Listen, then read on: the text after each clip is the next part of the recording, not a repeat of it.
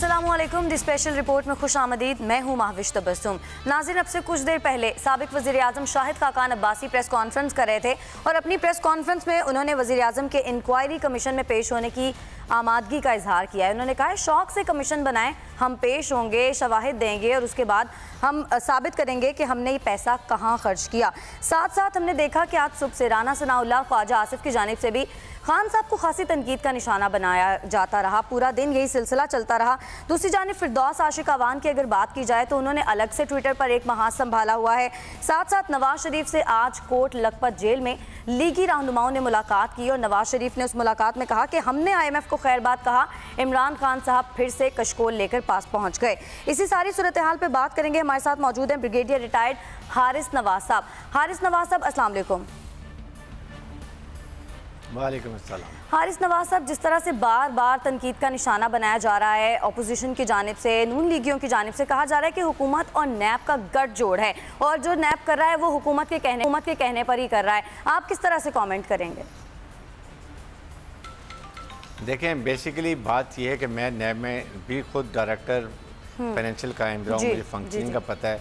नैब एक बिल्कुल इंडिपेंडेंट अदारा है।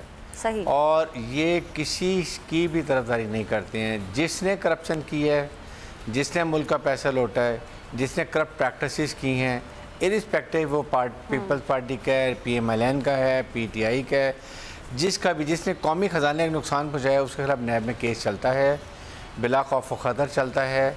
फिर उसके बाद अगर एक्शनेबल एविडेंस होती है तो फिर अरेस्ट भी होते हैं, उसके बाद इन्वेस्टिगेशन भी होती हैं और फिर उसके बाद रेफरेंस भी बनते हैं। It should be very clear. ये आई थिंक ये एक सिर्फ पॉलिटिकल एक नारा लगाया जाता है। अच्छा। कि जी वो हमारी हुकूमत जो है वो हमारे खिलाफ है, नैब का गठजोड़ है। बात समझने की है कि चेयरमैन नैब को किसने लगाया।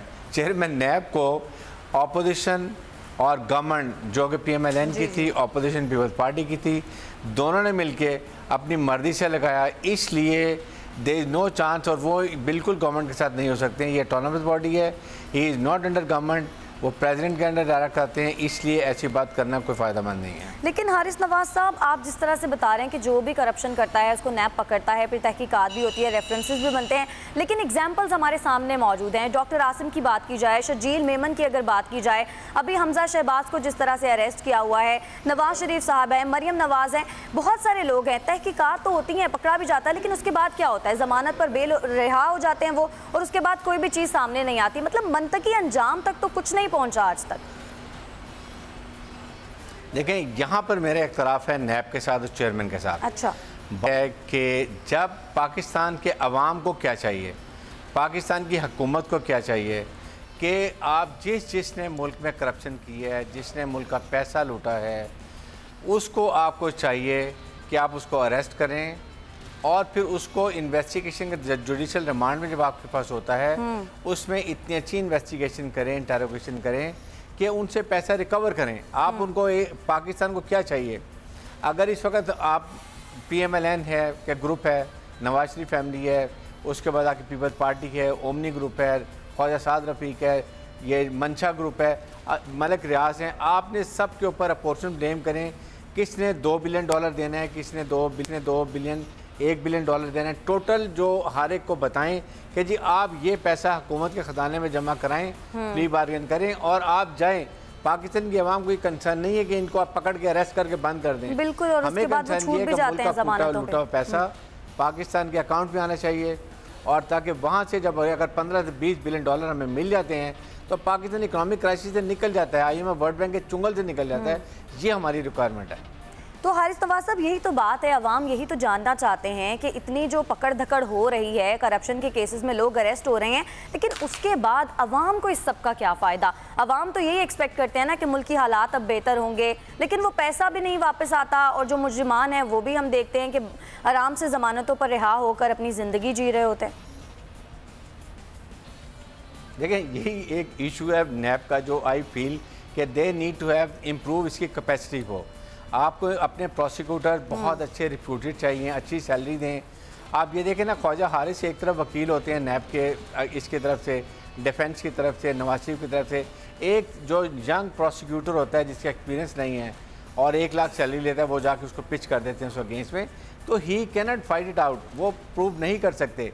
आपको चाहिए कि आप नए हायर करें, अच्छे नैब चेयरमैन को अलाउड है कि वो रैब जिसको मर्जी कर सकते हैं, हायर कर सकते हैं, आप करें। और जहाँ आपको पता है कि बिलियन डॉलर की रिकवरी होनी है, आप अगर 1-5-4 करोड़ भी खर्च करते हैं, रिटर्न ले लेते हैं बहुत ज़्यादा, इट इज़ वर्थ इट। सो पाकिस्तान ये नैब किया कि आपने जितनों को पकड़ा है, आपने कितना पैसा रिकवर किया? एक पैसा भी नहीं किया। नवाज शरीफ फैमिली से नहीं किया आपने, शहबाज शरीफ फैमिली से नहीं किया आपने, फवाद से नहीं किया आपने, निशात ग्रुप से नहीं किया आपने, ओमनी ग्रुप से नहीं किया। What have you achieved? आपने इनको सजा 10 साल दे देंगे जेल। पाकिस्तान के अवाम को क्या फ़ायदा हुआ?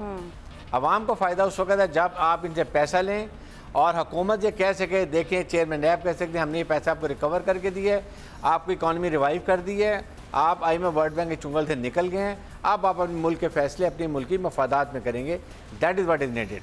और अभी अब बात करेंगे मकबूजा वादी में भारत के मजालिम ने अक़वाम आलम को भी झंझोड़ना शुरू कर दिया है। बैनुल अक़वामी इदारे एमनेस्टी इंटरनेशनल ने अपनी जारी करदा रिपोर्ट में भारत के इंसानियत सोज मजालिम पर से पर्दा उठाते हुए जम्मू और कश्मीर पब्लिक सेफ्टी एक्ट को काला कानून करार दे दिया है। भारत ने अपनी रिवायती हरदर्मी का मुजाहरा करते हुए एमनेस्टी के लिए रिपोर्टिंग करने वाले फ्रांसीसी सहाफ़ी को भी गिरफ्तार कर लिया है। इस हवाले से मशाल मलिक का भी एक बयान है, वो आपको दिखाते हैं। पहले आज एक बार फिर हिंदुस्तान ने अपना घिनौना चेहरा, कहने को वो दुनिया की सबसे बड़ी डेमोक्रेसी है, मगर उसने दुनिया को दिखा दिया है कि जो इंसानियत और हक और सच की बात करेगा उस पर बैन लगा दिया जाएगा, उसको मकबूजा कश्मीर नहीं जाने दिया जाएगा। यही हुआ है एमनेस्टी इंटरनेशनल के साथ, जो दुनिया का एक इम्पॉर्टेंट वॉचडॉग ह्यूमन राइट्स की ऑर्गेनाइजेशन है, जिसने एक रिपोर्ट शाया की है, पब्लिक सेफ्टी एक्ट, वो घिनौना एक्ट जिसके थ्रू, वो काला कानून जिसके थ्रू हिंदुस्तान की आर्मी को कंप्लीट इम्यूनिटी मिलती है, चाहे वो कोई बुजुर्ग हो, बच्चा हो, बूढ़ा, उसको जेलों में बंद कर दिया जाता है, कोई ठोस एविडेंस भी ना हो उनके खिलाफ, उनको मार दिया जाए, उनको खत्म कर दिया जाए, उनको रेप कर दिया जाए, उनको पैलेट से छलनी कर दिया जाए, मगर उनको जस्टिस नहीं मिलेगा, ना ही इंडियन आर्मी पनिश होगी। और इसी लॉ के तहत कोई लीगल काउंसिल एक्सेस नहीं मिलती, कोई वहां पे बेल नहीं मिल सकती।